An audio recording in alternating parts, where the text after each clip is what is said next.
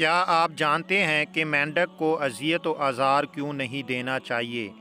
سفینۃ البحار میں امام جعفر صادق علیہ السلام سے منقول ہے کہ جب جناب ابراہیم علیہ السلام کو آگ میں ڈالا گیا تو زمین کے تمام حیوانات نے خدا کی بارگاہ میں شکایت کی اور خدا سے اجازت مانگی کہ وہ جناب ابراہیم علیہ السلام کی مدد کرے۔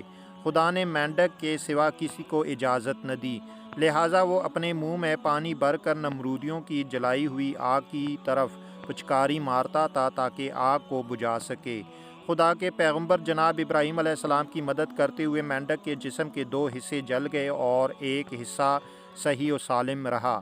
یہ جانور ہمیشہ ذکر میں مشغول رہتا ہے، اسے آزار دینا یا مارنا صحیح نہیں ہے۔